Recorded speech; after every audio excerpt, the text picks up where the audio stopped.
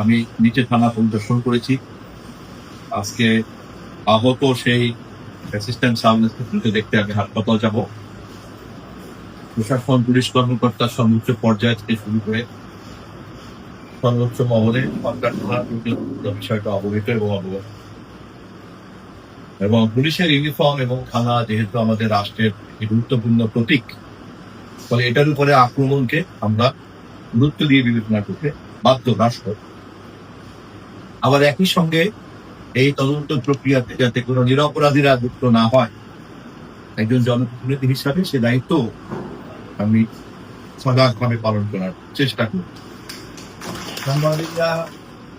সাংবাদিকরা তথ্য তুলে ধরেন এবং সাংবাদিক তথ্য তুলে ধরার জন্য যে মাধ্যমকে ব্যবহার করেন, তার মধ্যে গুরুত্বপূর্ণ মাধ্যম হচ্ছে এখনকার যুগে ক্যামেরা, ভিডিও। কারণ সত্য মিথ্যা বলা লাগে না, ক্যামেরা ভিডিও বলে দেয়। যদি দেখা যায় যে আমার ছবি নাই, তাহলে আমাকে তো আসামি করার কোনো যুক্তি পাওয়া। যদি দেখা যায় মন্ত্রী নিজেই গায়ে হাত দিছে, মন্ত্রী বলে তো পাওয়ার কোনো জায়গা নেই আছে, ফলে আইনটা নিজের গতিতেই চলবে। এবং সঠিক ঘটনা বের করার জন্য যে দেশে প্রচলিত তদন্ত প্রক্রিয়া আছে, নানান রকম তদন্ত বাহিনী আছে, গোয়েন্দা বাহিনী আছে, তারা সবাই কাজ করবে। এবং আমরা সকলেই এই বিষয়ে একমত যে কাজটা একটি জঘন্য কাজ। এবং আমি ব্যক্তিগতভাবে এলাকার এমপি হিসাবে জন্য আমি লজ্জিত এবং আমি সেই দুঃখ প্রকাশ করি। এবং এই ধরনের ঘটনার আমরা সবাই প্রতিকার চাই, প্রকৃত অপরাধীদের আমরা শাস্তি চাই, আইনের আওতায় আনতে চাই। এ ব্যাপারে কি আমাদের মধ্যে কোনো দ্বিমত আছে? সঠিক তদন্ত প্রক্রিয়াটি নিশ্চিত করে এখন আমাদের কাজ।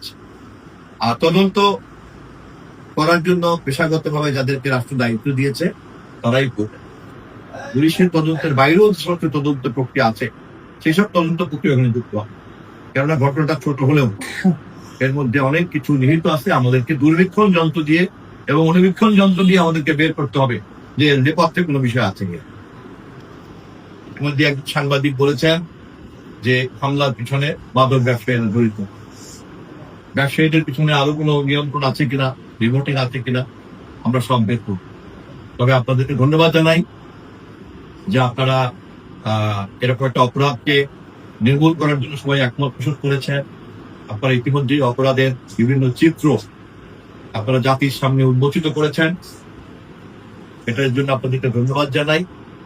আপনারা সহযোগিতা করার আশ্বাস দিয়েছেন, তার জন্য ধন্যবাদ জানাই। আর নিরপরাধী ব্যক্তিরা যেন কেউ যুক্ত না হয়, আপনাদের এই আহ্বানের সঙ্গে আমিও একমত পোষণ করি। ধন্যবাদ।